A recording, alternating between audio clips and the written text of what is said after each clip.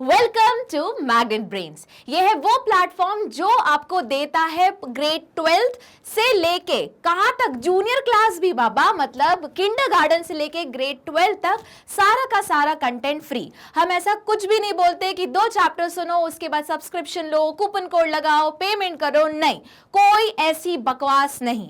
क्या करना है आपको, फोकस रहना है, बुक ओपन करनी है, नोटबुक ओपन करनी है, पेन रखना है और यूट्यूब के साथ बने रहना है और हमारे चैनल के साथ। तो मैं हूं तुम लोग की new biology teacher Vaidehi ma'am, और मेरे साथ तुम बने थे पिछले चैप्टर में भी और इस चैप्टर के फर्स्ट पार्ट में भी। तो चलो इसी चैप्टर का कंटिन्यूएशन करते हैं। अब बोलोगे मैम कौन सा चैप्टर? चैप्टर नंबर 15, आखिरी चैप्टर है तुम्हारा टर्म 2 का। बने रहना क्योंकि इसके बाद मैं लेके आऊंगी वन शॉट सीरीज, ठीक है? तो बहुत अच्छे से ध्यान से सुनते रहना। तो अगले चैप्टर पे, इसी चैप्टर के हम फर्स्ट स्लाइड पे अगर आते हैं तो हमने, बोलोगे मैम लास्ट क्लास में क्या पढ़ा था? लास्ट क्लास में हमने पढ़ा था बायोडाइवर्सिटी। तो बायोडाइवर्सिटी क्या है, किन कंपोनेंट से बनी है और उसका क्या रिलेशन है, एक दूसरे के साथ कैसा इंटरैक्शन है, ये सब कुछ पढ़ा था। तो आज का टॉपिक क्या है? आज का टॉपिक है लॉस ऑफ बायोडाइवर्सिटी। अब बोलोगे मैम लॉस क्यों? क्योंकि हम कौन है? हम मतलब होमो सैपियन सैपियन। होमो सैपियन सैपियंस मींस ह्यूमन। क्या है? बहुत मतलबी है। क्यों मतलबी है?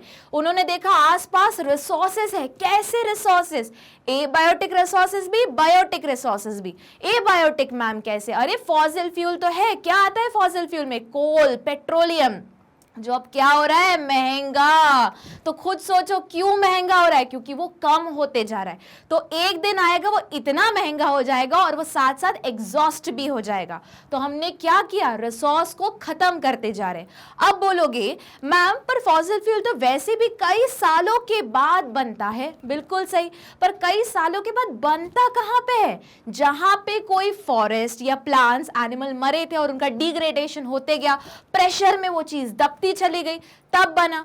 अब याद करो हमने पिछले चैप्टर में पढ़ा था पॉपुलेशन डेंसिटी वर्ड। तो इंसान क्या है? वापस मतलबी। देखो ऐसा मतलबी बोलना शुरू करो, तुम्हारे आंसर्स एक के बाद एक निकलने शुरू होंगे, ठीक है? तो अब उसने क्या किया? पॉपुलेशन बढ़ाई। जब पॉपुलेशन बढ़ी तो एक पर्टिकुलर एरिया में पॉपुलेशन डेंसिटी भी बढ़ गई। जब पॉपुलेशन डेंसिटी बढ़ गई तो आपस में क्या बढ़ गया? कंपटीशन। याद करो सब मैं टर्म्स पुराने चैप्टर से लेते आ रही हूं, हमेशा ऐसे ही पढ़ना है, ठीक है? तो कंपटीशन बढ़ गया। तो कंपटीशन बढ़ा तो इंसान ने बोला अब मैं रहूं कहां? क्यों? क्योंकि मेरा रेशो भी बढ़ गया है। अब बर्थ रेशो भी बढ़ता जा रहा है, पर मेडिकल फैसिलिटी अच्छी, इसलिए डेथ रेट कम होता जा रहा है। तो अब मैं क्या करूं? तो इंसान ने बोला कोई बात नहीं, जहां खेत थे वहां हम कॉलोनी सेट कर लेते हैं।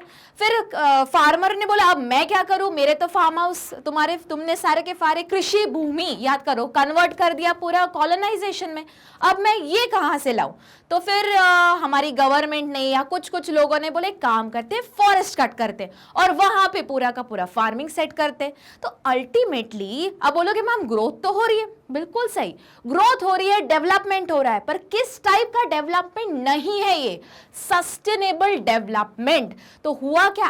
एट द एंड हम क्या कर रहे हैं? जो एकदम नेचुरल प्योर फॉर्म है, प्योर रिसोर्स का फॉर्म है, प्योर बायोडाइवर्सिटी का फॉर्म है, फॉरेस्ट, क्या किया? कट डाउन कर दिया। हुआ कि नहीं बहुत बड़ा नुकसान? अब बोलोगे मैम पर फॉरेस्ट तो सिर्फ लैंड के ऊपर है। लास्ट लेक्चर में आपने बताया था कि जितना लैंड के ऊपर है उससे 10 टाइम्स तो पानी के नीचे है। वो तो सब ठीक है ना? कहाँ ठीक है? वापस क्यों? इंसान कौन है? मतलबी। उसने क्या किया? पॉल्यूशन किया। इतना ज्यादा पॉल्यूशन कर दिया कि हमने क्या किया? पूरा का पूरा डंप उठा के कहां डाल दिया? समुद्र के अंदर। अब वो डंप जो डाला था वो क्या था? प्लास्टिक था मैम। तो प्लास्टिक किस में कन्वर्ट होता चला गया? माइक्रो प्लास्टिक में, और फिर सारा कचरा होना शुरू हो गया। तो चलो पढ़ते हैं कि क्या है यही सब का जो रिजल्ट हुआ। तो एक IUCN ने एक रेड लिस्ट निकाली है। अब बोलोगे मैम लाल लिस्ट क्यों निकाली है? देखो तो द IUCN रेड लिस्ट 2004, ये एक डॉक्यूमेंट है जो इन्हीं सारी एक्टिविटी के कारण जो हर साल हम अलग अलग हमारा फ्लोरा फौना, अलग अलग स्पीशीज जो हम लूज करते जा रहे हैं, उसकी लिस्टिंग की हुई है। और बहुत सारे, तो याद करो लास्ट लेक्चर में मैंने बताया था ऐसी भी स्पीशीज है जो हमने डिस्कवर भी नहीं की और एक्सटेंट हो गई। तो देखो जरा यहाँ पे, तो IUCN तो IUCN red list document the extension of 784 species, कितनी ज्यादा, उसमें से कौन कौन है? 333 वर्टिब्री है, ठीक है, 359 इनवर्टिब्रेट्स है एंड 87 प्लांट्स है। तो पिछले 500 साल में हमने इतना ज्यादा नुकसान कर दिया है, सोचो कितना गड़बड़ हो गया है। अब उसके बाद Some example of recent extension includes, याद करो लास्ट क्लास में मैंने डोडो का एग्जाम्पल दिया था। तो डोडो क्या है, क्यों है वो एक्सटेंड हुई? क्योंकि हमारी ओवर हंटिंग के कारण। याद करो मैंने एक रिलेशन बताया था कि डोडो गायब हुई, कुछ साल बाद कुछ पेड़ पौधे भी गायब होने लगे, पर ये तो बाद में पता चला ना कि उन दोनों का इंटरलिंक था, इंटरडिपेंडेंसी थी। तो dodo, then quagga from Africa, thylacine from Australia, Steller sea cow from Russia, और 3 स्पीशीज किसकी? टाइगर की, बाली, जावन एंड कैस्पियन। अब बोलोगे मैम हमने तो सिर्फ सुंदरबन टाइगर, एशियन टाइगर, बस इतना ही 2 सुने। क्योंकि सुनोगे तो इसलिए ना, क्योंकि बाकी की जो 3 वैरायटी थी वो हमने एक्सटेंड कर दी। कुछ कुछ आया समझ में? अब इसमें याद क्या करना है, ये याद करना है कि रेड लिस्ट क्या है और उसके अकॉर्डिंग कितनी स्पीशीज गायब हुई हैं? 784। वापस ये डायरेक्ट कोई क्वेश्चन पूछने वाला है नहीं, पर अब अगर किसी ने बायोडाइवर्सिटी या लॉस ऑफ बायोडाइवर्सिटी पूछी तो अपना आंसर को सपोर्ट करने के लिए ये हम लाइंस यूज करेंगे। ठीक है, चलो अगली स्लाइड में मूव करते हैं। तो अभी तक हमने टोटल कितने चीजें, कितनी परसेंटेज हम खो चुके हैं? तो हम खो चुके हैं 12% of birds, 23% of mammals, 32% of amphibian और 31% ऑफ जिम्नोस्पर्म। मतलब जितना है टोटल उसमें से हम इतनी सारी चीजें खो चुके हैं। ठीक है, आखिरी में जब चैप्टर हो जाए तो ये परसेंटेज याद रखना है अपन को। चलो अगली स्लाइड पे मूव करते हैं। अब बोलोगे मैम लॉस तो हो गया है, इससे क्या? तो उससे क्या का एग्जाम्पल देते हैं। ये आ सकता है रीजनिंग में या फिर सेक्शन सी में किसी के साथ कंबाइन होके। ठीक, लॉस ऑफ बायोडाइवर्सिटी में लीड टू, पहला डिक्लाइन इन प्लांट प्रोडक्शन। अब समझो बात को कि प्लांट प्रोडक्शन में डिक्लाइन क्यों होगा। बोलोगे मैम अगर हमने फॉरेस्ट को खराब किया तो फॉरेस्ट मतलब क्या? पेड़ पौधे। पेड़ पौधे मतलब कौन सा लेवल है? Producer level. याद करो एनर्जी पिरामिड जब तुम पढ़ते थे, मैंने लास्ट क्लास में भी बताया था। तो सबसे ज्यादा कौन होता है? तुम्हारा सबसे नीचे का ट्रॉफिक लेवल, जिसमें कौन आता है? प्रोड्यूसर। प्रोड्यूसर मतलब क्या? ऐसा कोई भी ऑर्गेनिज्म जो केपेबल है फोटोसिंथेसिस का, मतलब सोलर एनर्जी को किस में कन्वर्ट करने की कैपेसिटी रखता है? केमिकल एनर्जी में। अब अगर तुमने पूरे के पूरे फॉरेस्ट ही उड़ा डाले तो तुम्हारा प्रोड्यूसर का नंबर हो गया कम।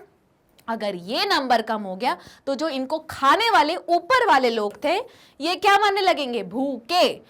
अब ये भी हो जाएंगे कम। मतलब कौन है ये? प्राइमरी ट्रॉपिक लेवल या प्राइमरी हर्बीवोर या प्राइमरी कंज्यूमर। अब जब ये भूखे मर गए और ये मर गए तो इनके जो ऊपर और बैठा है, कौन बैठा है? कार्निवोर, वो भी हो जाएगा खत्म। तो अब बोलोगे मामी घिचपिच नहीं समझ में आ रहा। देखो जरा वापस, ये क्या हुआ तुम्हारा? ऐसा ट्रॉपिक लेवल था, उन्होंने बोला है प्लांट प्रोडक्शन में डिक्लाइन, मतलब प्रोड्यूसर लेवल हो गया कम। इसके ऊपर डिपेंड कौन करता है? जो इसके ऊपर आता है। इसके ऊपर कौन आता है रे बाबा, जल्दी बताओ। इसके ऊपर आता है प्राइम सेकेंडरी ट्रॉपिक लेवल में प्राइमरी कंज्यूमर, जो जनरली कौन होते हैं? हर्बीवोर। हर्बीवोर अगर खत्म हो गए तो उनको कौन खाता है? हिरन विरन को कौन खाता है? कार्निवोर। तो कार्निवोर खत्म हो जाएंगे। या फिर अगर सिंपल लैंग्वेज में चलते चले तो ये सब क्या है? इंटरडिपेंडेंट। एट द एंड जो टॉप पे बैठा है, बोलोगे मैम हम तो टॉप पे ही बैठे हैं। हाँ बिल्कुल, अभी ये तुम हो बड़ा एंजॉय कर रहे हो हर चीज क्योंकि तुम टॉप पे बैठे हो। जैसे ही नीचे की चीजें खराब होनी शुरू हो जाएंगी तुम्हारे भी प्रॉब्लम स्टार्ट हो जाएंगी। तो इतना जो तुम हंस रहे हो ना वो तुम उदास हो जाओगे। ठीक है, तो क्या हो रहा है? सबसे बड़ा loss of biodiversity leads to what? It leads to decline in plant production. Second, lowered resistant to environmental perturbation such as drought। अब खुद सोचो, हम बोलते हैं अगर ये सब वही चीजें जो हम 6 क्लास से 7 क्लास से पढ़ते आ रहे, पर वापस अब हमें लैंग्वेज चेंज करके आंसर लिखना है, ठीक है। तो अगर याद होगा, ज्यादा रेनफॉल के लिए या वाटर साइकिल को कौन कंट्रोल करता है? प्लांट्स कौन है? प्रोड्यूसर। तो अगर ये खत्म हो गए तो जो वाटर साइकिल को कंट्रोल कर रहा था, कौन कंट्रोल कर रहा था? प्लांट्स। अब वाटर साइकिल मतलब या तो बाढ़ ही आ जाएगी या तो सूखा ही हो जाएगा। तो क्या लिखा है यहाँ पे? अब रेजिस्टेंट टू एनवायरमेंटल परम्यूटेशन, मतलब अब रेगुलर एक नॉर्मल साइकिल में एनवायरमेंट या क्लाइमेट चेंज नहीं होगा। क्या होगा उसका? या तो एक साल क्या आ रहा है? बाढ़ बाढ़ बाढ़, दूसरे साल क्या आ रहा है? एकदम पानी ही गायब, सूखा, ठीक है। यहां पे क्या करो? ड्रॉट एंड फ्लड लिख लो अपने नोट्स में, ठीक है। चलो आते हैं सी पॉइंट पे। Increase variability in certain ecosystem processes such as plant productivity. अब इंक्रीज या फिर कभी कभी डिक्रीज, डिपेंड करता है किस हिसाब से। प्लांट प्रोडक्टिविटी सपोज करो कहीं ज्यादा होने वाली थी, हमने क्या किया? वहां के प्लांट ही हटा दी, प्रोडक्टिविटी कम, ग्लूकोज का प्रोडक्शन कम, ऑक्सीजन का प्रोडक्शन कम, सोचो कितनी सारी चीजें कम हो गई। Water use, but obvious water cycle उसी के ऊपर बोलते। पेस्ट एंड डिजीज साइकिल, अब याद रखो प्लांट बहुत सारे इनडायरेक्टली और डायरेक्टली डिजीज को भी कंट्रोल करने में हेल्प करता है। बोलो कि मैं प्लांट कैसे? मेडिसिनल यूज नहीं बोल रही। अब सपोज करो अगर बाढ़ नहीं आती तो पानी स्टेगनेंट कहीं रुकता नहीं तो मॉस्किटो के लार्वे वहां आते नहीं, गंदे गंदे इंसेक्ट्स के लार्वे वहां आते नहीं। जब लार्वे वार्वे नहीं आते तो हम या बाकी एनिमल बीमार नहीं पड़ते, कंटामिनेटेड वाटर नहीं होता। तो प्रॉब्लम क्या है? Contaminated water. तो बोलो कि मैम कंटामिनेटेड वाटर को हटा दो, पर बाबा वो नेचुरल है, रिवर आ रही है, तुम कंट्रोल ही नहीं कर सकते। सिर्फ एक जन कंट्रोल कर सकता था जिसका नाम प्लांट्स था, उसका क्या कर दिया तुमने? चॉप कर दिया, हो गई प्रॉब्लम शुरू, ठीक। तो ये कैसे आएगा? इसके चांस कम है आने के एग्जाम में, पर अपन को इन जनरल नॉर्मल सेंस से इसको सॉल्व किया जा सकता है। चलो अब आते हैं अगले पॉइंट पे। अब कॉजेस क्या है बायोडाइवर्सिटी के, ये है इंपॉर्टेंट। फटाफट अपनी कॉपी पे बनाओ, 2-3 स्टार बनाओ। क्यों? 2-3 साल पहले और उसके भी 2-3 साल पहले, मतलब एवरी 3rd या 4th ईयर ये क्वेश्चन पूछते हैं। ये आता है सेक्शन ए में, क्योंकि ज्यादा बड़ा आंसर नहीं है। अगर सिंगल लाइन में उनको पूछना है तो वो सिर्फ इतना पूछ देते हैं, what are the 4 evil quadrant of the cause of biodiversity loss. अगर उनको यही क्वेश्चन बड़े फॉर्म में पूछना है तो क्या करेंगे? उसको उठा के डाल देंगे सेक्शन सी में या सेक्शन बी में। सेक्शन सी में डालेंगे तो कोई केस स्टडी बेस्ड क्वेश्चन रहेगा, नहीं तो सेक्शन बी में किसी कॉम्बिनेशन के साथ डाल देंगे, ठीक है। तो इसको स्टार मार्क करो, स्क्रीनशॉट ले लो फटाफट। और ये सिर्फ तुम्हारे CBSE 12th बोर्ड के एग्जाम के लिए तक नहीं है ये वाला। क्यों? क्योंकि ये आ जाता है कॉम्पिटिटिव एग्जाम में भी। अभी मैंने रिसेंटली कहीं किसी कॉम्पिटिटिव एग्जाम का यही क्वेश्चन देखा था, उन्होंने ऑप्शंस दिए थे, which one of the following is not an evil quadrant. तो फिर क्या था? 4 ऑप्शन थे, पर तुमको पहले बेस तो याद करना पड़ेगा। तो चलो देखते हैं कौन कौन से। ईवल मतलब एकदम शैतान। अब बोलोगे मैम शैतान यहाँ पे, अरे बाबा इन्हीं के कारण तो सारा हमारा बायोडाइवर्सिटी डिस्टर्ब हो गया, इसलिए शैतान वाला, ठीक है। अब क्या है क्वाड्रेंट? अब तुम्हें याद करो, क्वाड्रेंट का ही मतलब होता है जो 4, जिसमें ऐसा अगर उन्होंने बॉक्स रखा तो उसमें क्या होगा? 4 कौन कौन से इसमें है? इन 4 में एक में क्या आता है? Habitat loss and fragmentation. तो एक पर्टिकुलर एनवायरमेंट का क्या हो गया? हैबिटेट लॉस हो गया। वापस याद करो, हैबिटेट क्या था? जहां पे ऑर्गेनिज्म और अपने आसपास के सराउंडिंग के साथ इंटरैक्ट कर रहा है, आसपास के ऑर्गेनिज्म के साथ इंटरैक्ट कर रहा है, उनकी एक पर्टिकुलर लाइफ साइकिल बनी पड़ी है, एक दूसरे का इंटरडिपेंडेंसी है, अलग अलग फॉर्म में, किस किस रिलेशन में। याद करो पैरासिटिज्म, ये इसी टाइप में तुमको आंसर लिखना है, ठीक है। पैरासिटिज्म, प्रीडेटरिज्म, म्यूचुअलिज्म, कमेंसलिज्म, आया कुछ कुछ याद में? या सिम्बायोटिक रिलेशनशिप, इस फॉर्म में वो एनवायरनमेंट के साथ बायोटिक एबायोटिक फैक्टर में रह रहा है, तो उसको क्या बोलोगे? हैबिटेट। अब तुमने पूरे पेड़ पौधे काट डाले तो उनका क्या हुआ? हैबिटेट का लॉस हो गया। या फिर अगर पैचेस में उनका हैबिटेट क्या हुआ? वो डिस्ट्रीब्यूट हो गया, उसी को बोला तुमने फ्रेगमेंटेशन। दूसरा देखो ओवर एक्सप्लॉयटेशन। अरे जैसे डोडो के केस में हंटर्स ने बोला डोडो का जो मीट है बहुत ही यम्मी है, तो क्या किया? चलो इतना ज्यादा हंट कर देते कि सारे डोडो ही खा जाते हैं।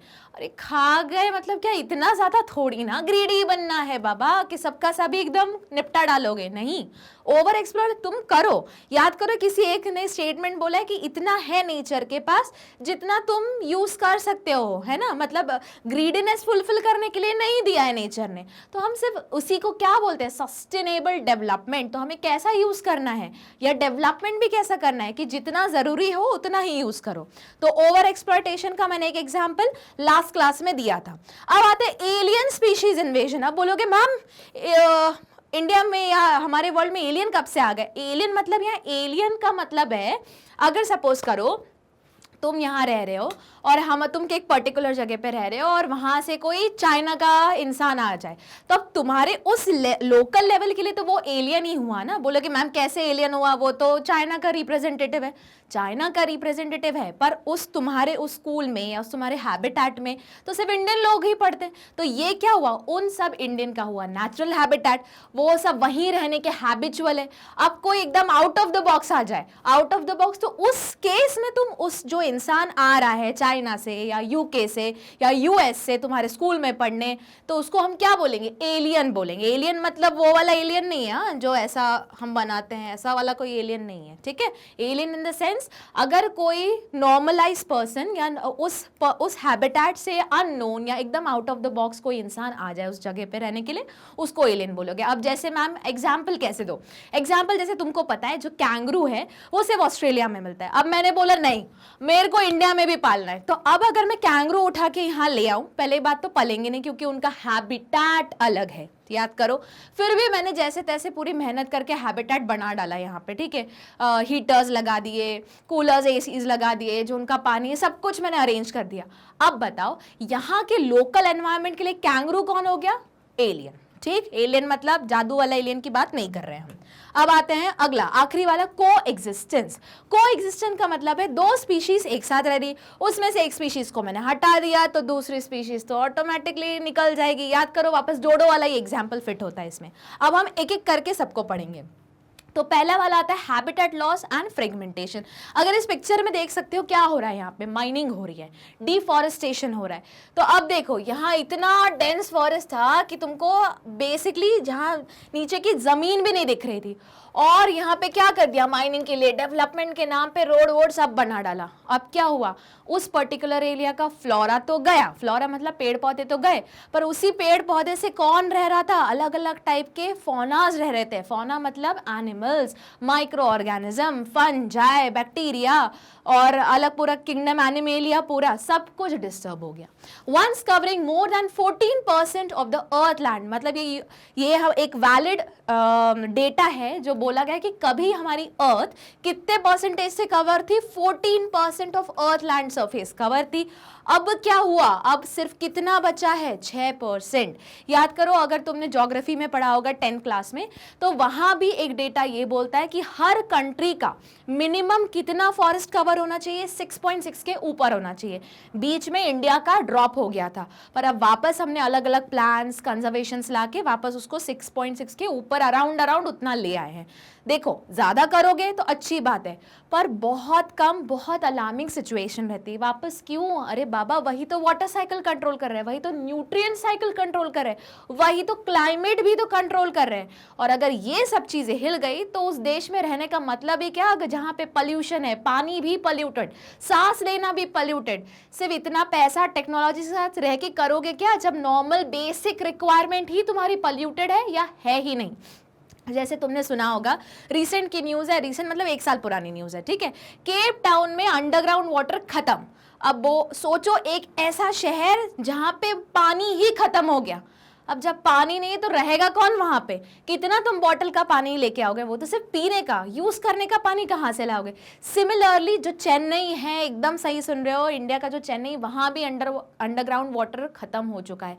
याद करो बहुत टाइम से कावेरी वाला इशू चल रहा है, कुछ समझ में है। तो ऐसा, अब एक मैंने बाहर का एग्जाम्पल बताया, एक इंडिया का एग्जाम्पल बताया, अगर हमने ये कंजर्व नहीं किया तो ये नंबर बढ़ता जाएगा, फिर कहाँ जाओगे, कितना माइग्रेट करोगे, कुछ आ रहा है समझ में।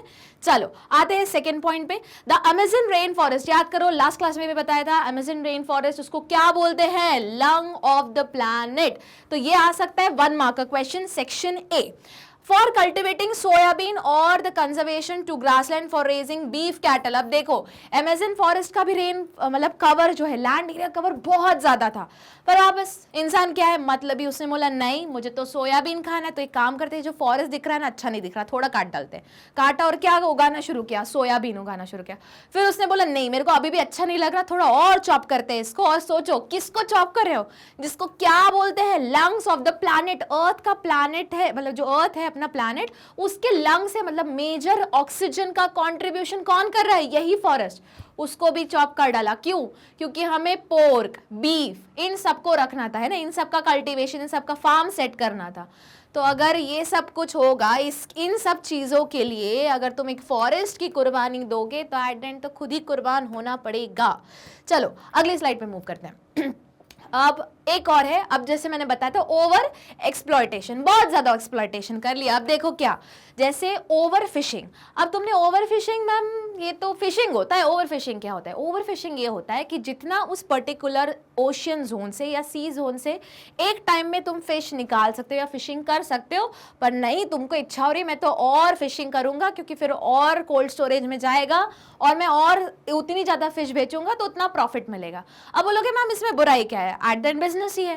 नहीं, बुराई एज सच कुछ नहीं है, प्रॉब्लम यह है कि जो हर एक सी का एक पर्टिकुलर फिशिंग जोन होता है, इतना ज्यादा तुम ओवर फिशिंग कर लो कि वहां की फिशेज ही खत्म हो जाए, तो फिर बोलोगे मैम समुद्र तो इतना बड़ा है कहीं और मूव कर जाएंगे, कितना करोगे? धीरे धीरे हमने इतना ज्यादा ओवर फिशिंग कर लिया है कि हमारे जो आसपास के कोस्टल जोन, जो हमारे जैसे कोस्ट है, ठीक है, तो कोस्टल जोन के जो अगर पहले सपोज करो 500 किलोमीटर के रेंज में हमारे फिशिंग जोन मिल जाते थे, अब वो भी खत्म होने लगे, अब हमको मेन जोन में जाना पड़ रहा है। और अगर थोड़ा सोशल पड़ा होगा तो हर कंट्री के आसपास एक पर्टिकुलर रेंज तक ही वो उतना समुद्र का एरिया उस पर्टिकुलर कंट्री का होता है, उसके बाद वो कॉमन एरिया में चला जाता है। तो जब कॉमन एरिया में गया तो टैक्सेशन भी बढ़ा, हर चीज बढ़ती चली गई। तो मतलब तो स्टार्टिंग से इसी जगह पे कम फिशिंग करो ना, तो तुम्हें बाहर ही नहीं जाना पड़े कॉमन वाले जोन में, ठीक। वही देखो, presently many marine fish population around the world are over harvested, वही चीज एंडेंजरिंग द कंटिन्यूड एग्जिस्टेंस। इतना ज्यादा ओवर फिशिंग कर लो कि अगर जो फिशेस की स्पीशीज अगले 20 साल तक चल सकती थी, तुमने इन्हीं 10 साल या 5 साल में खत्म कर दी, ठीक। वापस क्या होगा, फूड स्कैरसिटी होने लगेगी। अब आते हैं अगले पॉइंट पे, वही एलियन स्पीशीज इन्वेजन। तो एलियन मतलब कोई एलियन नहीं, दूसरी स्पीशीज है जो कहीं दूर से लाई गई है। देखो कैसे, द नाइल पर्च, ये जो यहाँ दी हुई है ना, जो पिक्चर में इतनी बड़ी मछली पकड़ के बैठे, वो वही है। Introduced into Lake Victoria in East Africa led eventually to the extinction of an ecological unique assemblage of more than 200 species of chilled fish in the lake। अब बोलोगे मैम क्या लिखा है इतना सारा इंग्लिश में, नहीं समझ में आ रहा, सुनो। तो बेसिकली जो उस एरिया में ईस्ट अफ्रीका में जो वहाँ की लोकल फिशेस थी, ठीक है, जो उसी वहाँ की लोकल फिशेस थी, कितनी अराउंड 200 स्पीशीज, वो पहले आराम से चिल मार के उस पर्टिकुलर एरिया में रह रही थी। अब लोगों को लगा नहीं, हम वहाँ से जहाँ से हम आए माइग्रेट करके वहाँ का कोई एक स्पीशीज उठा लाते। अब वो आ तो गया यहाँ पे, पर अब यहाँ पे आने के बाद वो एलियन स्पीशीज को लगा अरे ये तो एक नया हैबिटेट है, ये मेरे लिए और अच्छा है, तो क्या करते, चलो हमारा पॉपुलेशन बढ़ाते, मतलब जो एलियन स्पीशीज आई। अब प्रॉब्लम बोलोगे मैम अच्छा है ना, वो तो यहाँ के इस हैबिटेट में एडजस्ट हो गई, तो हमको तब और वैरायटी मिलेगी, यहाँ की लोकल भी और ये जो बाहर से एलियन लेके आए हो वो भी। नहीं, अच्छा क्यों नहीं है? देखो, अच्छा तब तक है जब तक ये एलियन स्पीशीज किसी वहाँ की लोकल स्पीशीज के लाइफस्टाइल में या उनका लाइफस्टाइल बोलने से लाइफ साइकिल में हैम्पर नहीं कर रही है। अब क्या किया, वो जब स्पीशीज आई उसके लिए ज्यादा ही बेनिफिटेड ये एनवायरनमेंट मिल गया, रिसोर्सेज वापस बहुत ज्यादा थे, तो ये स्पीशीज कैसे ग्रो करने लगी, एक्सपोनेंशियली। देखो अब मैं किस फॉर्म में समझा रही, तुम्हारे पिछले चैप्टर के टर्म्स यूज कर रही हूँ। एक्सपोनेंशियली ग्रो होने लगी। एक्सपोनेंशियल ग्रो होते हुए पहले किस में थी, वो लैग में। क्यों? क्योंकि 1-2 ही लाए थे सैंपल, यहाँ ला के रख दिया। अब उसने देखा रिसोर्सेज बहुत सारे, तो कौन से फेज में एंटर की, वो लॉग फेज में। याद करो हमेशा ऐसे ही पढ़ना है। तो जब पहले मछली इंट्रोड्यूस हुई वो थी इस लैग फेज में, फिर वो एक्सपोनेंशियली ग्रो करने लगी, कहां पे, लॉग फेज में। अब जब ये लॉग फेज में एक्सपोनेंशियली ग्रो कर रही थी, उसने क्या किया, वहाँ की लोकल फिशेस या नेटिव फिशेस की लाइफ साइकिल या ब्रीडिंग या किसी भी कोई एक प्रोसेस को हैम्पर करने लगी। और यही फिश ने कितने फिशेस की लाइफ साइकिल या ब्रीडिंग को हैम्पर किया है, अराउंड 200 स्पीशीज को। अब रिजल्ट क्या हुआ, ये तो नहीं मरेगी जो बाहर से आई है, क्योंकि इसके लिए क्या है, इसके लिए तो एकदम गोल्डन अपॉर्चुनिटी चल रही है, लॉक फेस में एंटर है। पर बेचारी जो 200 स्पीशीज जो पहले से वहां थी, उन्होंने बोला बाबा अपना तो यहाँ नहीं चल पाएगा, तो चलो निकल लेते मतलब एक्सटेंट हो जाते। वो खुद होके नहीं गई थी, इसके कारण एक्सटेंट हुई। ठीक, अब इसी का तुमने एकदम बेस्ट एग्जाम्पल देखा होगा, ये तो तुम्हें हर जगह इंडिया में मिलेगा। आप बोलोगे मैम कौन सा, ध्यान से सुनो, बता रही हूँ। एक तो पार्थेनियम, लैंथेरा और वाटर हाइसिकैन। अगर ये वाला जिसको एकॉर्निया बोलते हैं, मैम बोलोगे मैम ये तो नहीं देखा है। देखा है कैसे?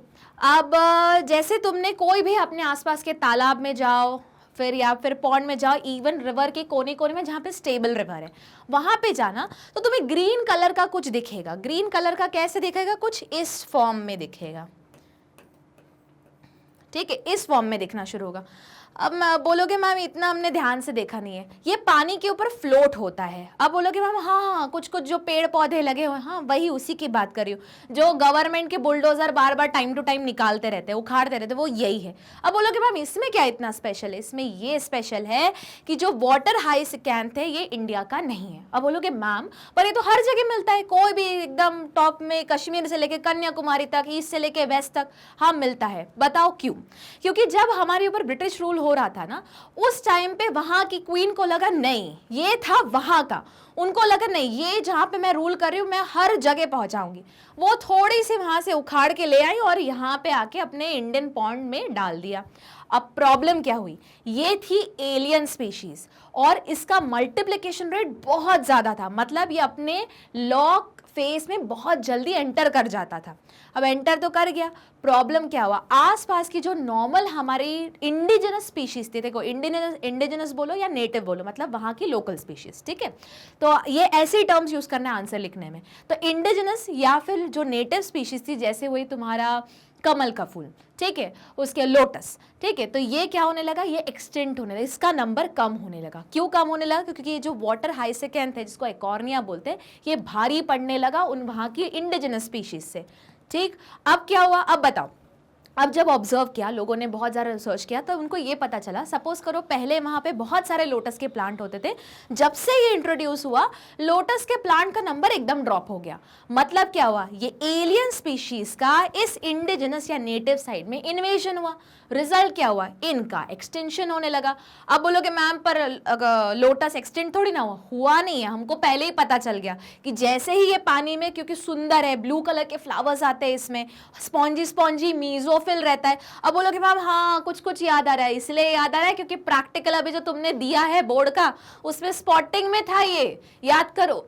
इसके मॉडिफिकेशन पूछे गए थे तुम्हारे प्रैक्टिकल में, एडेप्टेशन फीचर्स पूछे गए थे, अगर थोड़ा थोड़ा याद आ रहा होगा। हाइड्रोफिटिक प्लांट पे तुमने इसका आंसर लिखा था या लिखने वाले हो, ठीक है। तो अब ये किसका एग्जाम्पल है, तो ये वाइवा में भी क्वेश्चन पूछ सकते हैं कि बताओ जो हाइड्रोफिटिक प्लांट है जिसका नाम एकॉर्निया है, ये किस टाइप का इन्वेजन या किस टाइप के ईवल क्वाड्रेंट में आता है? तो कौन सी ईवल क्वाड्रेंट में आएगा, एलियन स्पीशीज इन्वेजन। क्यों, रीजन, इसका आंसर क्या बोलोगे अपने एक्सटर्नल को, क्योंकि ये हमारा इंडिजिनस स्पीशीज नहीं था। कहां से आया था, हमारे ब्रिटिश गवर्नमेंट लेके आई थी जब वो रूल कर रही थी, मतलब सोचो उसके पहले था ही नहीं ये वाला जो हाइड्रोफिटिक प्लांट है इंडिया में था ही नहीं, आ गया। उसके आने के बाद क्या हुआ, उसके बाद यहाँ के लोकल स्पीशीज को इन्वेड करने लगा, लोटस हुए, बहुत सारे जो नॉर्मल इंडिजिनस नेटिव हमारे स्पीशीज, उसका नंबर कम होने लगा। पर उसके पहले हमको समझ में आया कि यहाँ जहाँ ये होता है वहाँ हमारे नॉर्मल लोकल स्पीशीज नहीं होती। तो फिर इसको किसके अंदर एग्जाम्पल लिखोगे, एलियन स्पीशीज इन्वेजन। याद रखना इंपॉर्टेंट है, from viva point of view, from writing point of view, from section A point of view. चलो मूव करते हैं अगली स्लाइड में।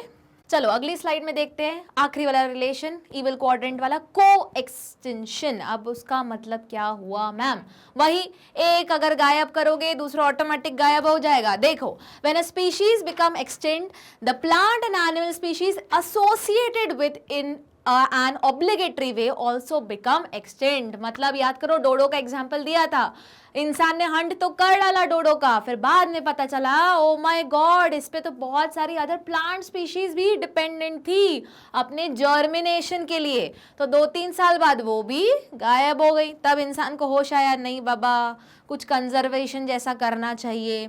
चलो, when a host fish species become extinct, है ना, its unique assemblage of parasite also meet the same fate। अब बोलोगे मैम ये चीज समझ में नहीं आई, समझो बात को।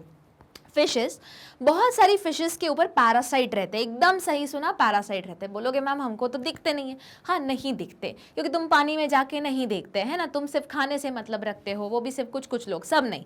अब बहुत सारे फिशेज में तुमने ऐसा देखा होगा, जब अगर नैट जियो देख रहे हो, अगर कोई मछली देख रहे हो, जनरली बड़ी बड़ी मछलियाँ है ना, छोटी मछली में होता है, मैं अभी सिर्फ एग्जाम्पल के लिए बड़ी बड़ी मछलियाँ बता रही हूँ, तो यहाँ पे ना ऐसे कुछ कुछ लगा रहता है, या ऐसे कोई छोटी सी सक्कर फिश उसके ऊपर ऐसी अटैच रहती है, जनरली वेल के साथ देखा होगा, नैट जियो पे एक बड़ी वेल जा रही है और छोटी सी मछली उसके ऊपर बॉडी के ऊपर चिपकी हुई है। अब देखो वो छोटी सी मछली क्या है, पैरासाइट। अब बोलोगे मैं फिश में भी पैरासाइट, अरे बाबा हर इसमें पैरासाइट होता है, तुम में नहीं है क्या, बालों में खुजली होती तो क्या है, लाइस जुएं, वो भी तो पैरासाइट है।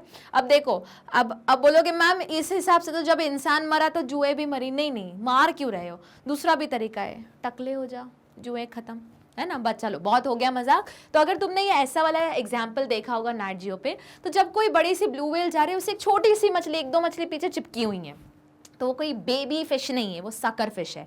सकर फिश बेसिकली पैरासाइट है। कैसा पैरासाइट, एक एक्टो पैरासाइट, एक्टो का मतलब जो बाहर है, ठीक है। अब सपोज करो ये ब्लू व्हेल हमने मार मार के या पॉल्यूशन के कारण खत्म कर दी। अब जो वो सकर फिश थी जिसका main source of food he blue whale था, वो भी क्या हो जाएगी, खत्म। अब आ रहा है कुछ समझ में, व्हेन अ होस्ट फिश, इस केस में होस्ट फिश कौन हुआ, blue whale, species become extinct, it's unique assemblage of parasite. अब जो सकर फिश उस पे लगी हुई थी, अब बोलोगे मैम उसके पास तो और भी तो ऑप्शन है, वो टाइगर शार्क के पास चली जाएगी, बाकी तो इतने बड़े बड़े फिशेस हैं उनके पास चले जाएगी, किलर व्हेल के पास चली जाएगी, हाँ चली जाएगी, पर बहुत बार पैरासाइट बहुत स्पेसिफिक होते हैं स्पीशीज को लेके। सपोज करो वो जो सकर फिश है, हो सकता है उसका एसोसिएशन, ऑब्लिगेटरी एसोसिएशन किसके साथ हो, सिर्फ ब्लू व्हेल के साथ हो। तो जैसे ही तुम अगर ब्लू व्हेल का नंबर कम हो रहा है नेचर में, तो सकर फिश का भी नंबर कम हो रहा है, ठीक है। तो क्या होगा, जो होस्ट फिश का होगा वही उस पैरासाइट का भी होगा। चलो अगली स्लाइड पे मूव करते हैं, बायोडाइवर्सिटी कंजर्वेशन। तो यहां तक हमारा ये वाला पॉइंट को स्टार मार्क कर लेना। कौन सा वाला मैम, वापस देख लो इस वाले को, ऐसा तुम्हारी बुक में लैंग्वेज पैरा फॉर्म में लिखा है, एक बार फटाफट इसका स्क्रीनशॉट ले लो, इंपॉर्टेंट मार्क करो। सेक्शन बी में पूछा जा सकता है, सिंपल सिंपल पूछना है, 1 या 2 मार्क का तो सेक्शन ए में डालेंगे, पर जनरली ये पूछ रहे हैं सेक्शन बी में, ठीक है। अच्छे से पढ़ना, ये यहाँ से एक अच्छा क्वेश्चन फॉर्म हो सकता है, और सिर्फ तुम्हारे बोर्ड के लिए नहीं है, कॉम्पिटिटिव के लिए भी है। अब आते हैं, अब बोलोगे मैम बहुत लॉस कर लिया, बहुत कॉजेज भी समझ में आ गए, तो अब क्या करोगे, कंजर्व करो, बचाओ उस चीज़ को। अब बोलोगे मैम क्यों बचाया, अरे अब बचपन वाले आंसर्स मत देना बैठ के, मैम क्योंकि water cycle, nutrient, oxygen, food shelter, हाँ अब उसको हम थोड़ा क्या करेंगे, हम 12th में आ गए तो 12th के अकॉर्डिंग हम आंसर देंगे। तो क्यों कंजर्व करते हैं, रीजन, 3 रीजन है, कौन कौन से, नैरो यूटिलाइजेशन, देखो इसके अंदर आने वही वाला है जो हम बचपन से बोल रहे हैं, पर अब हमें वर्ड्स देखने, वोकैबुलरी थोड़ी इंक्रीज करनी है। क्यों हम कंजर्व करना चाहते हैं हमारे बायोडाइवर्सिटी को, 3 रीजन है, कौन कौन से, नैरो यूटिलाइजेशन, ब्रॉड यूटिलाइजेशन और एथिकल यूटिलाइजेशन।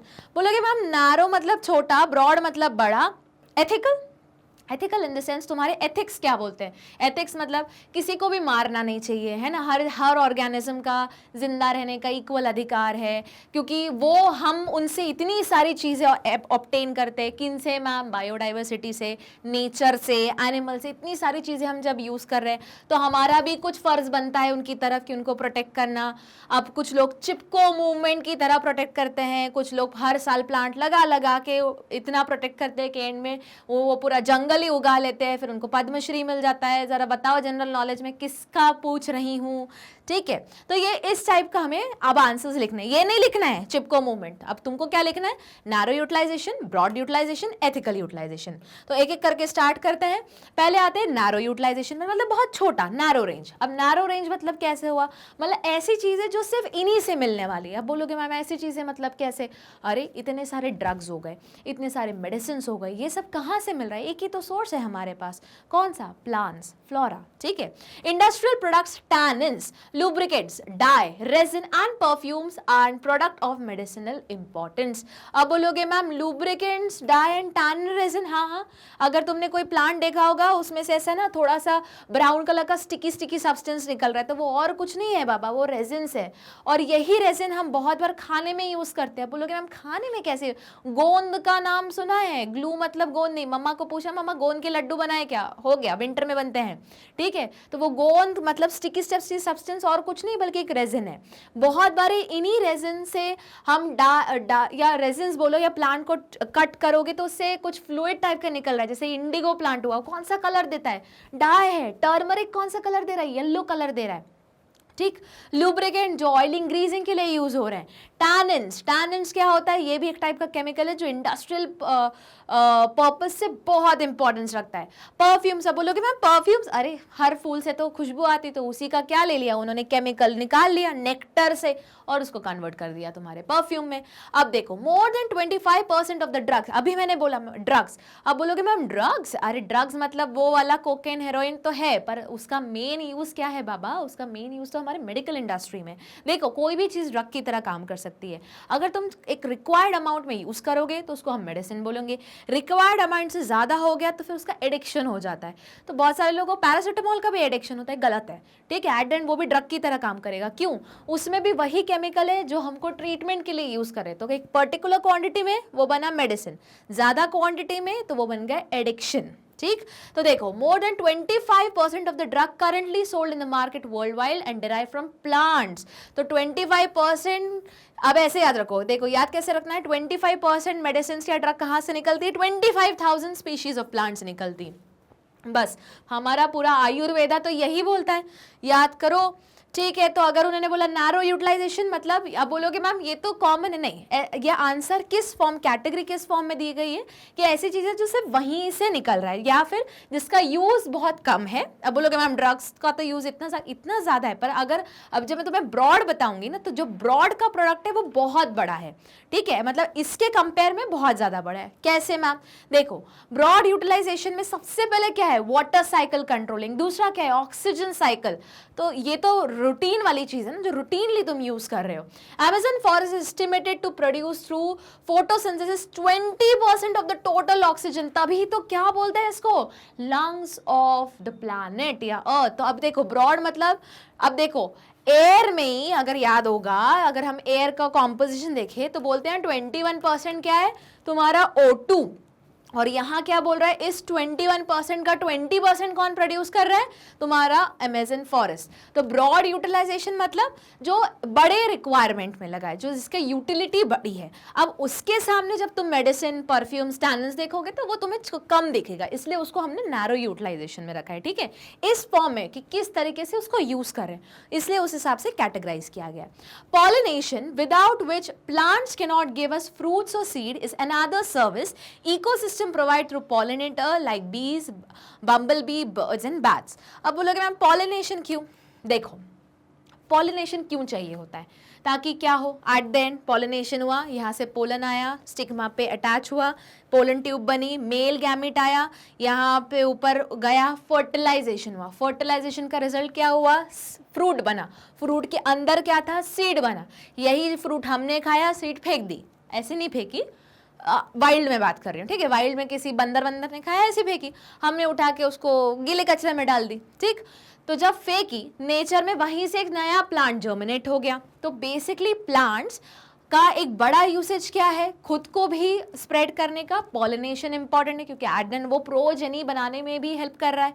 तो पॉलिनेशन कैसे होता है, एक एजेंट से, कौन कौन से एजेंट मैम, याद करो, ये भी स्पॉटिंग का था तुम्हारा और टर्म 1 का था।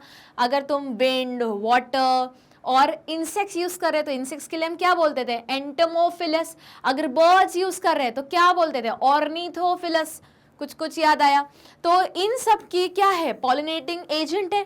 इन सब से क्या हो रहा है, पॉलिनेशन हो रहा है। एट द एंड पॉलिनेशन क्यों हो रहा है, क्योंकि ब्रॉड स्पेक्ट्रम को देखो तो क्या करना है, प्लांट्स को अपनी प्रोजेनी बढ़ानी है। तो उसके लिए ब्रॉडर यूटिलिटी के लिए दो रीजन, ठीक। उसके बाद अब एथिकल वाला याद करो भाई, कि एक एथिक्स बोलते हैं कि अगर हमको ऑक्सीजन दे रहा है, वाटर साइकिल ये कंट्रोल कर रहा है, मेडिसिन दे रहा है, आगे पूरा फ्रूट का रिस्पॉन्सिबल भी यही इंटरैक्शन है बायोडाइवर्सिटी का, तो हमारा कुछ तो मोटो बनता है उनको सेव करने का, तो वो किसके अंडर आएगा, एथिकल के अंडर आएगा। चलो, तो एथिकल क्या है, every species has an intrinsic value. Intrinsic मतलब अपनी एक स्पेशल वैल्यू है, जो जब वो स्पीशीज हट जाती है तभी आपको रियलाइज होता है ना। अब बोलोगे मैम ये तो फिलॉसफी जैसे लग रहा है, जब वो इंसान चला जाता है तब उसका इंपॉर्टेंस समझ में आता है। हाँ, इसी को एथिक्स बोलते हैं, और इसी को एथिकल वैल्यू, इसको इतना स्टेटमेंट ना बोल के एक वर्ड में खत्म करना है तो बोलेंगे इंट्रिंसिक वैल्यू, ठीक है। Even if it may not be current or any economic value to us. मतलब बहुत बार तुम जाओगे घूमने, बोलोगे अरे ये तो जंगली है, अरे जंगली मत बोलो, तुम्हारा कुछ यूज नहीं है, तुमको डायरेक्ट कुछ यूज नहीं दिख रहा है, या तुम्हारे आसपास के तुम्हें लग रहा है बायोडाइवर्सिटी में कुछ यूज नहीं है, पर है, बहुत बड़ा इंटरलिंकेज है।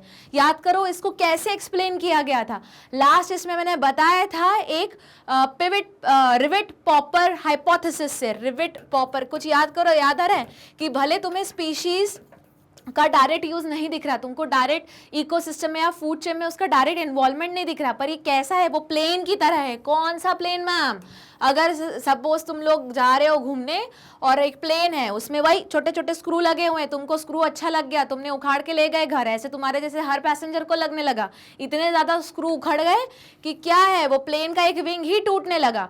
एक विंग गया तो ये प्लेन उड़ेगा क्या, नहीं बाबा, टेक ऑफ भी नहीं कर पाएगा, पहले ही क्रैश हो जाएगा। तो ये प्लेन क्या हुआ, इकोसिस्टम, और वो छोटे छोटे रिवेट क्या हुए, हर एक स्पीशीज, भले तुम्हें उस एक स्क्रू की वैल्यू नहीं समझ में आ रही, पर वो सब एक दूसरे से इंटरलिंक्ड है। तो यही बोल रही हूं मैं, मे नॉट बी करंट और any economic value to us, हमारे लिए कोई डायरेक्ट या इकोनॉमिक या मेडिसिनल वैल्यू नहीं रखता, पर वो अंदर के अंदर फूड चेन में, अंदर के अंदर एनर्जी फ्लो में कहीं ना कहीं है। और तुमने सोचा हटाओ ये जंगली, इसको हटा के फेंको साइड में, तुमने तो फेंक दिया, ऐसे करते करते जितने लगे थे उस एरिया में सब उठा के फेंक डाले। वीड्स की बात नहीं करो, बोलोगे मैम खेतों से वीड्स तो हटाए जाते हैं, खेतों से वीड्स हटाए जाते हैं क्योंकि वो इकोनॉमिकली हम कोई पर्टिकुलर क्रॉप ग्रो कर रहे हैं, इकोनॉमिक बेनिफिट के लिए। पर मैं नॉर्मल में बोल रही हूँ कि जैसे तुम जंगल में घूमने गए, तुमको लगा ये तो पेड़ अच्छा नहीं लग रहा मैम, मैंने भी पढ़ा नहीं इसके बारे में, चलो उखाड़ के फेंक देते हैं, पर वो किसकी तरह काम कर रहा था, रिवेट की तरह काम कर रहा था। एट एंड क्या डैमेज होगा, तुम्हारा इकोसिस्टम पूरा डैमेज होगा। तो क्या बोलते हैं, यही एथिकल बोलता है कि हमारी क्या है, जिम्मेदारी है, हम हर स्पीशीज क्या इंपॉर्टेंस रखता है। अब देखो ऐसे वर्ड्स पकड़ना शुरू करो, इंट्रिंसिक इंपॉर्टेंस रखता है, तो क्या करना चाहिए, कंजर्व करना चाहिए, याद रहेगा। इसी तरीके से याद करोगे तो फटाफट याद होते जाएगा। चलो अगले टॉपिक पे आते हैं, ठीक है। अब बोलोगे मैम आ गया समझ में, कंजर्व क्यों करना है, क्योंकि हर स्पीशीज की तीन चीजें हैं। कौन कौन सी तीन चीजें बाबा, एक तो नैरो, ब्रॉड और एथिकल। अब कंजर्व करें तो कैसे करें, अब वापस बचपन वाला एग्जांपल मत देना कि मैम एफॉरेस्टेशन करेंगे, रिड्यूस करेंगे डिफॉरेस्टेशन, ओवरग्रेजिंग कम करेंगे, ये सब मत बोलना। अब क्या बोलोगे, अब हम टेक्निकल लैंग्वेज यूज करेंगे। कैसे कंजर्व होता है बायोडाइवर्सिटी, दो तरीके से। कौन कौन सा, इन सीटू, दूसरा एक्स सीटू। अब देखो बायो में जब भी मैं वर्ड इन सीटू या किसी भी चीज के सामने जैसे इन लगा दूं, जैसे तुमने टर्म सुना होगा इन वाइवो, तो इन का मतलब है उसी जगह पे, ठीक है। जैसे अगर मैं तुम्हें घर आके एकदम ऐसे फेस टू फेस पढ़ा रही होती, वैसे इनडायरेक्टली ये भी मैं फेस टू फेस ही पढ़ा रही हूँ, पर अगर वहीं तुम्हारे सामने चेयर पे बैठ के तुमको पढ़ा रही हूँ तो मैं क्या बोलूंगी, इन सीटू मैं तुम्हें क्या कर रही हूँ, टीचिंग कर रही हूँ। अब इनडायरेक्टली तुम्हारे हाथ में कैमरा है, कैमरा मतलब लैपटॉप या जो भी है तुम्हारा मोबाइल है, तो इनडायरेक्टली मैं तुम्हारे फेस टू फेस ही पढ़ा रही हूँ, पर एक्चुअल में हम देखे जाए तो डिजिटली मैं कहीं दूर बैठ के फिर तुम्हें टीचिंग कर रही हूँ। तो समवट क्या है मेरा, एक्स सीटू है, ठीक है। तो अगर उसी जगह पे बैठ के तुम पढ़ रहे हो तो, या पढ़ रहे नहीं रहे हो, उसी जगह पे तुम कंजर्व कर रहे हो, उसी पर्टिकुलर प्लेस पे कुछ भी चीज हो रही है, तो उसके लिए हम क्या वर्ड को यूज करेंगे आज से, इन सिटू या फिर ऑन साइट। तो ऑन साइट तो इंग्लिश वर्ड हुआ, ऑन साइट नहीं लिखना है अपन को पेपर में, क्या लिखना है, इन सिटू।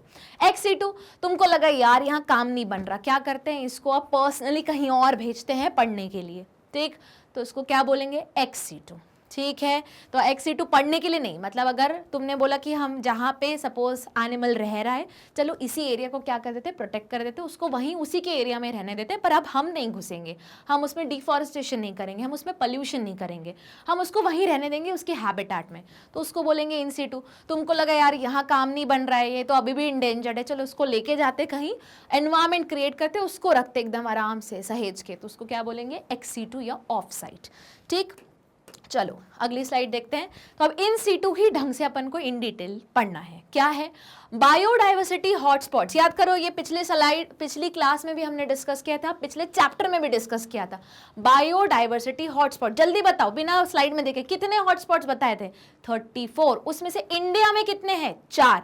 याद करो मैंने एग्जाम्पल्स भी बताए थे। Region where very high level of species richness and high degree of endemism.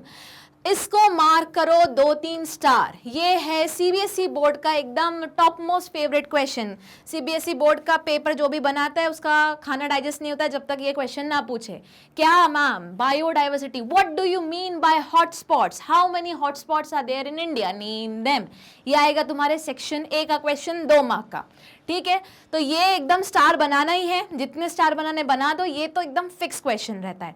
अब एक्सप्लेन भी पूछेंगे कि what do you mean bye biodiversity hotspot. तो ऐसी जगह जहां पे तुम्हें बहुत ज्यादा वेरिएशन मिल रहा है, अब बहुत ज्यादा स्पीशीज का वेरिएशन मिल रहा है। पिछले चैप्टर में हमने यही पढ़ा था, याद करो कि वेरिएशन अलग अलग लेवल पे मिलता है। जैसे इक्वेटर के पास जाओगे बहुत ज्यादा वेरिएशन मिलता है, इंडिया में कुछ ऐसी पर्टिकुलर जगह है जहां पे बहुत ज्यादा स्पीशीज वेरिएशन मिलेगा, जेनेटिक वेरिएशन मिलेगा, तो उसी को हम क्या बोलते हैं, बायोडाइवर्सिटी हॉटस्पॉट। ठीक है, अब कितने हैं टोटल इंडिया में, 4। कितने हैं पूरे वर्ल्ड में, 34। तो ये एज इट इज पूरा बाबा फटाफट स्क्रीनशॉट लो, एज इट इज ही। अगर उन्होंने कोई ऐसा टर्म पूछा एग्जाम में, बायोडाइवर्सिटी हॉटस्पॉट डिफाइन करो, पूरे के पूरे उठा के पॉइंट्स लिख के आने। ठीक, ले लिया। चलो 3 हॉटस्पॉट्स आर वेस्टर्न घाट्स। याद करो लास्ट क्लास में लेक्चर में हमने पढ़ा था कि ईस्टर्न घाट के मुकाबले वेस्टर्न घाट में ज्यादा स्पीशीज वेरिएशन मिलता है।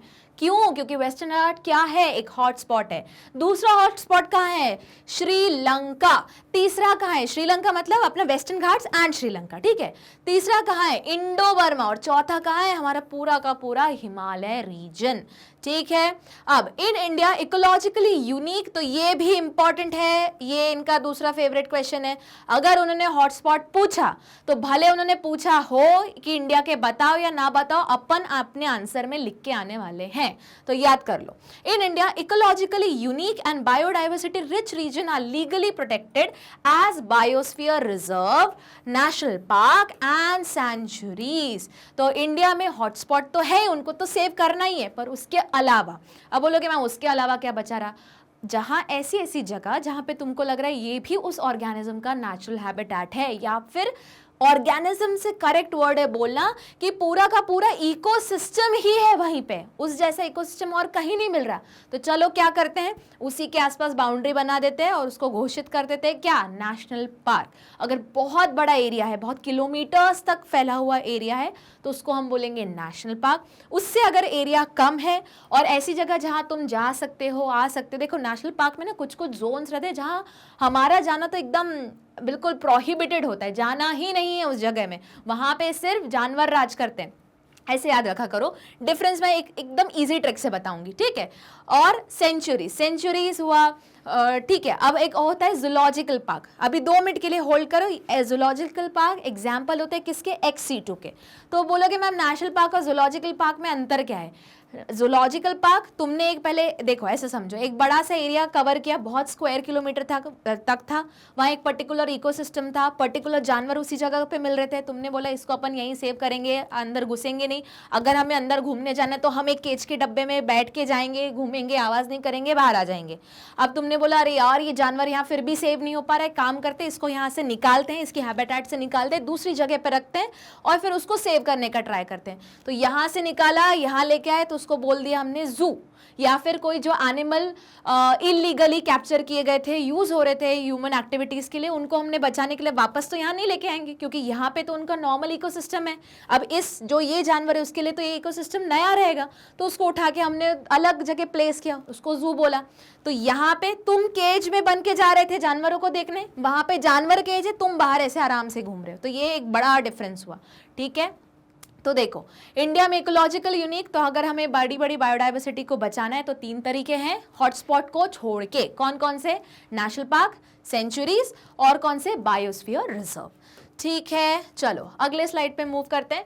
अब इन सिटू का एग्जाम्पल चल रहा है। Such sacred groves are found in Khasi and Jaintia hills in Meghalaya. पूरा तुम्हारा नॉर्थ ईस्ट जोन बहुत ज़्यादा सुंदर है। सुंदर मतलब उस हिसाब से नहीं बोल रही हूँ, स्पीशीज वेरिएशन, जेनेटिक वेरिएशन के according. Aravalli hills of Rajasthan, western Ghat region of Karnataka जो खुद एक हॉटस्पॉट है, and Maharashtra, and the Sarguja Chanda and Bastar area of Madhya Pradesh. ठीक है, पर इनमें से सिर्फ हॉटस्पॉट कौन सा है? एक ही है, वेस्टर्न घाट।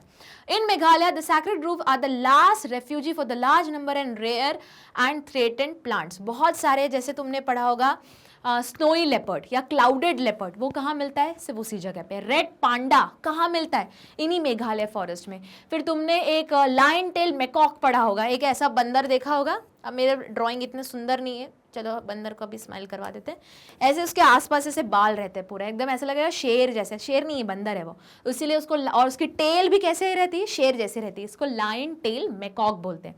तो ये जो 3 स्पीशीज बता रही हूँ ना, ये इंडिया में कहाँ मिलने वाली? इसी जगह पे। तो हो गया, एक ही जगह मिलने वाला है, तो क्या हो गया? बायोस्फीयर रिजर्व हो गया। ठीक, चलो अगली स्लाइड पे। तो ये वही है, वापस इंपॉर्टेंट स्टार मार्क करो। क्यों बोलोगे मैम ज्योग्राफी थोड़ी ना पढ़ रहे हैं, बायो पढ़ रहे हैं? हाँ पढ़ रहे हैं, पर ये आएगा क्वेश्चन। कौन कौन से है देखना शुरू करो। पहले है द हिमालयास। अब हिमालयास यहाँ से और यहाँ तक पूरा है, ठीक है, यहाँ तक कुछ कुछ हद तक, ठीक है।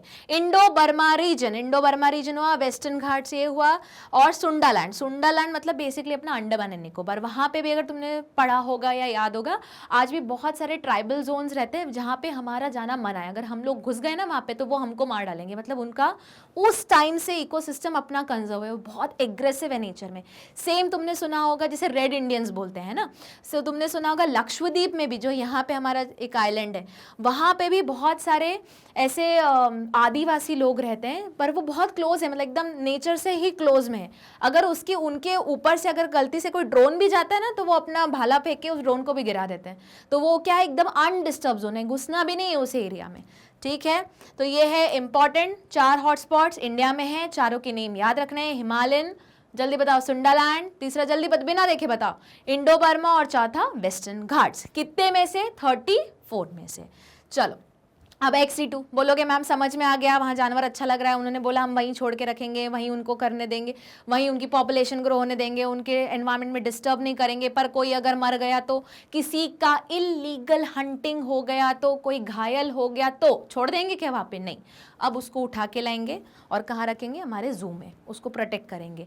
फिर अगर वो ठीक हो गया और उस हमको लगा कि वापस वो जा सकता है अपने नेचुरल हैबिटेट में, जिसका नाम क्या था? रिजर्व्स, नेशनल पार्क, सेंचुरी, तो फिर उसको वापस ले जाएंगे और रिहैबिलिटेट कर देंगे। ठीक है, तो देखो अब XC2 क्या हुआ। In this approach threatened animal and plants are taken out from the natural habitat and place in a special setting where they can be protected and given special care. जैसे तुमने बहुत सारा सुना होगा, हाथी का बहुत ज़्यादा पोर्चिंग होता है कि उसके हाथी दांत के लिए। राइनोसोरस का बहुत ज़्यादा पोर्चिंग होता है कि उसके जो सामने जो एक हॉर्न जैसा रहता है उसके लिए। ठीक है, उसके बाद बहुत सारे एनिमल्स हैं जिनका बहुत इलीगल पोचिंग होता है, तो उनको हमने क्या किया, अगर हमको लगा कि अरे यार कोई घायल है, चलो उसको लेके आओ, दूसरी जगह रखो, फिर उसको ढंग से देखो, अगर वो सही रहा वापस जाएंगे, नहीं तो यहीं रहेंगे। अब zoological park, botanical garden and wildlife safari park serve this purpose. तो एग्जाम्पल याद रखने हैं। INSETU में जल्दी बताओ, बिना स्लाइड को देखे, बिना नोट्स को देखे, कौन कौन आता है INSETU में? 3। कौन कौन से हुआ? एक तो रिजर्व्स हुए, दूसरा नेशनल पार्क्स हुए, तीसरा सेंचुरी। XC2 में कौन आता है? वापस 3। कौन कौन से? जूलॉजिकल पार्क, बोटानिकल गार्डन और ओपन सफारीज पार्क। ठीक, चलो अगली स्लाइड पे मूव करते हैं। अब देखो सिर्फ एनिमल या हमने प्लांट को ही नहीं बचाया, हमने क्या किया, अगर हमको लग रहा है कि वाइल्ड लाइफ में सपोज करो उनके एक नॉर्मल हैबिटेट में एक पर्टिकुलर टाइप का प्लांट है जो ग्रो नहीं कर पा रहा है, ठीक है, या एक कोई पर्टिकुलर वैरायटी है जो हम कितना भी उसको उसके नेचुरल एनवायरनमेंट में रख रहे हैं, हैबिटेट में रख रहे हैं, पर कंपटीशन के कारण, एलियन स्पीशीज इन्वेजन के कारण, या फिर प्रेडेटरिज्म पैरासिटिज्म के कारण वो ग्रो नहीं हो पा रही है, तो हमने बोला एक काम करते हैं, अपन उसका एटलीस्ट जीन तो प्रिजर्व करके रख सकते हैं। बोलोगे मैम जीन मतलब जेनेटिक मटेरियल, जेनेटिक मतलब डीएनए। अब बोलोगे मैम डीएनए थोड़ी ना निकाल सकते हैं, हम नहीं निकाल सकते, पर बेस्ट तरीका किसी भी जीन को कंजर्व, प्लांट के केस में जीन को कंजर्व करने का क्या है, उसका सीड प्रोटेक्ट करके रख लो, तो वो तो तुम्हारे पास उसका जेनेटिक लाइब्रेरी तो हमेशा के लिए रहेगा। तो वही पॉइंट लिखा है। Now, gametes of this threatened species can be preserved in viable and fertile condition for a long period using cryopreservation. Important. Cryopreservation मतलब क्या मैम, मतलब लिक्विड नाइट्रोजन में 197 डिग्री सेल्सियस पे कोई भी चीज को तुम रखोगे तो उसी को हम क्या बोलते हैं, क्रायोप्रिजर्वेशन। मैम ऐसे तो कुछ होता नहीं है, होता है। जो आजकल बेबीज होते हैं उनके अम्बिलिकल कॉर्ड को क्रायोप्रिजर्व किया जाता है। क्यों? क्योंकि उसमें होते हैं स्टेम सेल। किस पॉइंट ऑफ व्यू से उनको स्टोर किया जाता है कि अगर इन केस वो बेबी बड़ा होने के बाद अगर कुछ एक्सीडेंट हो गए तो उन्हीं स्टेम सेल का यूज करके इस बेबी के पर्टिकुलर ऑर्गन या जो भी उसका डैमेज हुआ है टिश्यू वो वापस रीग्रो कर सके। तो अगर हमें किसी का जीन या जेनेटिक मेकअप या उसका मेन कंटेंट को हमें सेव करना है तो हमने क्या किया, उसका क्या कर डाला, क्रायो प्रिजर्वेशन टेक्निक। अब देखो, eggs can be fertilize in vitro, ये तो तुमने ऑलरेडी पढ़ा होगा, जिसको कुछ और नहीं बल्कि टेस्ट ट्यूब बेबी बोलते हैं। अब बोलोगे मैम प्रिजर्वेशन में टेस्ट ट्यूब बेबी कहाँ से आ गए? सपोज करो नेचर में कोई एनिमल है वो ब्रीड नहीं कर पा रहा है, बहुत सारे रीजंस हो सकते हैं। हो सकता है वो डिजीज जो नंबर भी कम हो उसके ऊपर, हो सकता है उसका एनवायरनमेंट चेंज हो रहा हो सकता है क्लाइमेटिक कंडीशन चेंज हो रहा है, हो सकता है कंपटीशन बहुत ज़्यादा हो रहा है, हो सकता है कोई न्यूट्रिएंट की कमी हो रही। तो हमने क्या किया, एक का एग निकाला, यहाँ से स्पर्म निकाला और लैब के अंदर पेट्री प्लेट में, बोलते हैं जरूर test tube baby, test tube में नहीं होता, पेट्री प्लेट में होता है, ठीक है। और क्या किया, बाहर से उसका फर्टिलाइजेशन कराया। तो क्या लिखा है, eggs can be fertilize in vitro, ठीक है। और फिर जब तक वो एक नॉर्मल स्टेज तक आ जाएगा, उठाया इसको और फिर इम्प्लांट कर दिया फीमेल के यूट्रस में, ठीक है। तो इस तरीके से भी, क्योंकि देखो एट द एंड कोई स्पीशीज को अगर जिंदा रहना तो उसको पॉपुलेशन बढ़ानी है, पर किसी वजह से अगर उसकी पॉपुलेशन नहीं बढ़ पा रही है नेचुरली, तो हमने उसको आर्टिफिशियली कैसा यूज करवाया, XC2 कंजर्वेशन के अंतर्गत या XC2 कंजर्वेशन के अंडर लाके आर्टिफिशियल फर्टिलाइजेशन, मतलब बाहर आर्टिफिशियल ना बोल के आउटसाइड फर्टिलाइजेशन, मतलब लैब वाला फर्टिलाइजेशन करा के भी वापस नेचर को दे दिया। And plants can be propagated using tissue culture. अब बोलोगे मैम टिश्यू कल्चर, सपोज करो तुमको यहाँ पे जहाँ पे तुम रह रहे हो बहुत गर्मी है, ठीक है, पर तुमने बोला मैम मेरे को तो ऑर्किड ग्रो करने हैं। अब याद करो ऑर्किड्स ग्रो होते कहाँ हैं, सबसे पहले ठंडे एरिया में, दूसरा जहाँ पॉल्यूशन बहुत कम हो। पर तुम सपोज करो दिल्ली में रह रहे हो, भयंकर पॉल्यूशन, ठीक है, हमारी सांस लेने की दिक्कत हो रही, बेचारे ऑर्किड्स का क्या करोगे पता नहीं, पर तुमने बोला नहीं हमको फिर भी ग्रो कराना है लैब में। तो अब लैब में ग्रो कराना है तो तुमने क्या किया, पूरा माहौल बनाया, टेम्परेचर सेट किया, सारे न्यूट्रिएंट्स की वैल्यू सेट की, हर चीज़ जो जो उस प्लांट को चाहिए, और फिर तुमने उस पर्टिकुलर पोर्शन को ग्रो कराया लैब में आर्टिफिशियली। क्या बोलोगे उसको, टिश्यू कल्चर, ठीक। अब seeds of different genetic strain of commercially important plant can be kept for long period in seed bank. वही बता रही थी, अगर मुझे बोला कि मुझे ऐसा लग रहा है कि ये वैरायटी बहुत अच्छी है पर लॉस हो सकती है कि नहीं, मेरे रेफरेंस के लिए मुझे इसका जेनेटिक कंटेंट रखना है। जेनेटिक कंटेंट किसी भी प्लांट का रखने का बेस्ट तरीका क्या है, उसकी सीड को रख लो प्रिजर्व करके। कैसे, क्रायो प्रिजर्वेशन से। वापस वही देखो, तो क्या मैंने जनरेट किया, सीड बैंक जनरेट की, और अब मेरे पास उस हर वेराइटी का एक पूरा का पूरा इंफॉर्मेशन का स्टैक है, ठीक। तो ये था तुम्हारा XC2 कंजर्वेशन के बारे में। चलो अगली स्लाइड पे मूव करते हैं। तो अगली स्लाइड में देखते हैं क्या है, ये है हमारी इस चैप्टर की आखिरी स्लाइड, ध्यान से देखो। The earth summit held in Rio de Janeiro in 1992। अब बोलोगे मैम ये क्यों है, अब देखो सारी धीरे धीरे सारी कंट्री सारी गवर्नमेंट को फील होने लगा कि नहीं अपन को क्या करना है, कंजर्व करना है। तो पहला जो अर्थ समिट हुआ था वो कहाँ हुआ था, रियो डी जेनेरो। कब हुआ था, 1992 में। अब ऐसे कॉन्स्टेंटली अलग अलग समिट्स होने लगे अलग अलग टॉपिक पे। अब जैसे अगला जो समिट हुआ किस पे, सस्टेनेबल डेवलपमेंट पे। याद करो, अब हमें ऐसा ऐसा डेवलपमेंट करना है कि सब कुछ अभी नहीं खत्म कर देना है, अगली जनरेशन के लिए भी कुछ बचा के रखना है, कुछ नहीं, जितना हो सकता है उतना मैक्सिमम बचा के रखना है, ठीक है। तो उसी को क्या बोलते हैं हम, सस्टेनेबल डेवलपमेंट। वो कहाँ हुआ, साउथ अफ्रीका जोहान्सबर्ग में। कब हुआ, 2002 में। अब तुम्हारी बुक में यहीं तक दिया हुआ है कि 2010 में भी हुआ है ना, पर अभी जो रिसेंटली हुआ था वो कहाँ हुआ था, दिल्ली में हुआ था। जनरल नॉलेज, करंट अफेयर्स, कहाँ और किस टॉपिक पे, यही सस्टेनेबल डेवलपमेंट में हुआ था। कौन से साल में हुआ था, 2021। तो देखो हमेशा हर कुछ कुछ अंतर के बाद और समिट्स होते रहते हैं, क्यों, क्योंकि अवेयरनेस लेके आनी है। कितना पहले कंजर्व था, अब नया क्या तुमने डेटा ऐड किया, कितना कंजर्व किया, कितना पहले एकदम बुरी हालत में था, कुछ चेंज लाए क्या, क्या हम नई स्टेप्स उठा सकते हैं उसको कंजर्व करने के लिए। ये सब किसके अंडर आता है, समिट्स के अंदर आता है। और इसी स्लाइड के साथ होता है तुम्हारा चैप्टर खत्म। आप बोलोगे मैम पर हमें बाकी के चैप्टर सुनने, तो क्या करोगे, कुछ नहीं करोगे, गूगल पे डालो, क्या डालोगे, www.magnetsbrain.com। जैसे ही क्लिक करोगे, एंटर दबाओगे, क्या खुलेगा, होम पेज खुलेगा, किसका, हमारे चैनल का बाबा। और फिर अगर तुमको, जैसे तुम 12th में हो, 9th में हो, जिस भी क्लास में हो, अब अपन तो 12th में ही है, तो अपन कौन से टैब को क्लिक करेंगे, क्लास 12 को क्लिक करेंगे। जैसे ही तुम क्लास 12 को क्लिक करोगे, क्या दिखेगा तुमको, ये दिखेगा, जो जो तुम्हारी फैकल्टी है, जितने भी एडुकेटर्स तुमको पढ़ा रहे हैं, सबके अच्छे अच्छे सुंदर सुंदर चेहरे दिख जाएंगे, है ना। तो अपन को भले नाम नहीं पता है पर याद रखना है, मेरा नाम भी लिखा हुआ है वहाँ पे, चेहरा तो पहचानते हो, बस उस पर क्या क्लिक करना है, वॉच नाउ। और वॉच नाउ जैसे ही क्लिक करोगे, जितने भी कोर्सेस हमने अभी तक पढ़े हैं, तुमने कभी कभी कुछ मिस कर दिए थे मैम, तो वो जो भी कुछ मिस हो गया है वो सब लाइन से यहीं पे लिखा रहेगा, बस जाना है, क्लिक करना है और सुनने लगना है। और उसके बाद समझे, याद आया, ऐसे याद रखना है ना कि अगर कुछ मिस हो गया मैम हम कहाँ जाएंगे, वेबसाइट पे जाओगे।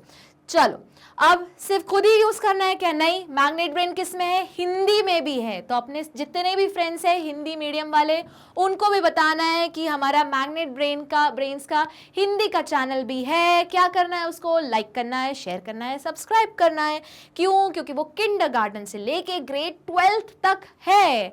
तो यह इसी के साथ हमारा चैप्टर होता है खत्म। मिलेंगे हम अगली क्लास में एनसीईआरटी क्वेश्चन का डिस्कशन करते हुए। तब तक के लिए टाटा बाय बाय नहीं बोलूंगी, क्योंकि पढ़ाई करनी है, पूरे टाइम पढ़ाई करनी, बस अब आने ही वाले बोर्ड्स। तब तक के लिए all the best, stay focused.